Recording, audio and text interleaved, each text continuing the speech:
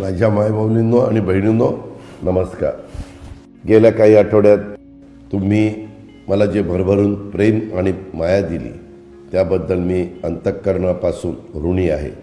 दरवर्षी राखी पौर्णिमेला प्रत्येक बहीण आपल्या भावाला राखी बांधते, पण तुम्ही तुमच्या या दादाला हजारो राख्या बांधून मला जगातील सर्वात भाग्यशाली भाऊ, भाग्यशाली दादा बनवलं आहे. यावर्षीची राखी पौर्णिमा मी कधीही विसरू शकणार नाही.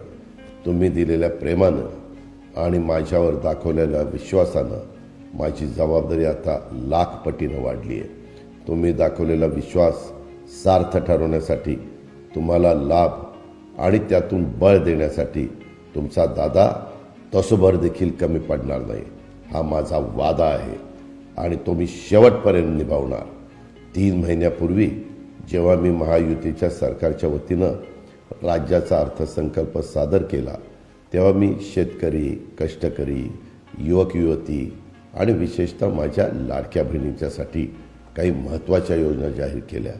तुमचा हा दादा नुसत्या योजनांचा घोषणा करून थांबला नाही, तर त्या योजनांची अंमलबजावणीसुद्धा केली.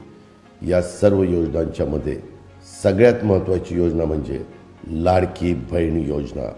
माझ्या लाडक्या बहिणींना, मायमाऊलींना स्वतःच्या पायावर भक्कमपणे उभं करण्यासाठी आणि त्यांना स्वावलंबी बनवण्यासाठी मी अर्थमंत्री म्हणून उचललेलं हे सगळ्यात मोठं पाऊल होतं. दुर्दैवाने आमचे विरोधक लाडकी बहीण योजनेसंबंधी माझ्या मायमाऊलींच्या मनात भ्रम पसरवत आहेत. जेव्हा मी लाडकी बहीण योजना जाहीर केली तेव्हा विरोधक म्हणत होते की या योजनेची अंमलबजावणी शक्य नाही.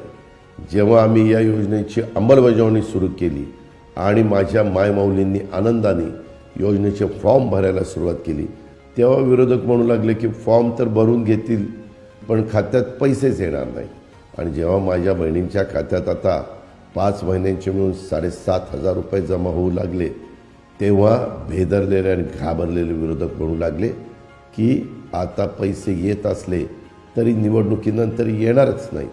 आमचे विरोधक प्रत्येक वेळी खोटा बिनबुडाचा प्रचार करतात आणि तुमचा दादा तुम्हाला दिलेल्या शब्दाप्रमाणे तुमच्या खात्यात पैसे जमा करत राहिला आणि यापुढंही तुमच्या खात्यात दर महिन्याला न चुकता पैसे येत राहतील. आम्ही जसं राखी पौर्णिमेला बहिणींना ओवाळणी दिली तशीच ओवाळणी भाऊबीजेच्या निमित्तानं सुद्धा देत आहोत. येत्या विधानसभा निवडणुकीनंतर आमचं महायुतीचं सरकार लाडकी बहीण योजनेअंतर्गत मिळणारी रक्कम वाढवण्याचा निश्चित प्रयत्न करेल. हे राज्यातील मायमाऊली आणि बहिणींच्यासाठी उचललेलं एक ऐतिहासिक पाऊल असेल याची माझ्या लाडक्या बहिणींनी नोंद घ्यावी. याला जोडूनच मी अजून एक महत्त्वाची गोष्ट माझ्या बहिणींना सांगू इच्छितो की माझ्या काही विरोधकांनी उघडपणे जाहीर केलं आहे की निवडणुका संपल्यानंतर ते ही योजना बंद करतील.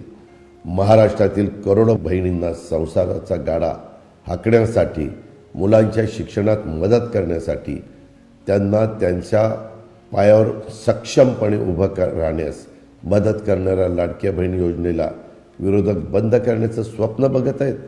परंतु तुम्ही बांधलेल्या आणि पाठवलेल्या प्रत्येक राखीची शपथ घेऊन सांगतो, तुमचा दादा ही योजना बंद होऊ देणार नाही. निवडणुकीच्या वेळी विविध पक्ष एकमेकांवर अनेक आरोप करतात, एकमेकांच्यावर हल्ले देखील करतात, पण मला असं वाटतं की विरोधक लाडकी बहीण योजनेबद्दल खोटी माहिती पसरून मायमाऊलींचा अपमान करत आहेत, भीतीचं वातावरण पसरत आहेत. पूर्वी विरोधकांनी सांगितलं की पैसे मिळणारच नाही, आता ते म्हणत आहेत की पैसे का दिले जात आहेत. याचं उत्तर माझ्या भगिनींना द्यावं लागेल. विरोधक म्हणतात की महिलांना थेट पैसे देणं व्यर्थ आहे. त्यांना मी सांगू इच्छितो की मागच्या 2 महिन्यात मला हजारो बहिणी भेटल्या. काहींनी राखीसोबत पत्र पण पाठवलं. त्या प्रत्येक संवादात, त्यांनी लिहिलेल्या प्रत्येक पत्रात माझी भगिनी त्यांना मिळत असलेल्या रकमेतून त्या काय करणार आहेत हे मोठ्या आनंदाने सांगत होत्या, लिहित होत्या. काहींनी तर सांगितलं या पैशातून छोटासा व्यवसाय करून आपल्या कुटुंबाला समृद्ध करण्याचा प्रयत्न करणार आहोत. एका माऊलींनी 2 महिन्याचे आलेले पैसे आणि त्यात आपले स्वतःचे काही पैसे जोडून एक शिलाई मशीन घेतली. ती आता तिच्या आजूबाजूच्या घरातील महिलांचं शिवणकाम करत आहे आणि त्यातून तिला बऱ्यापैकी पैसे मिळतील अशी माझी खात्री आहे.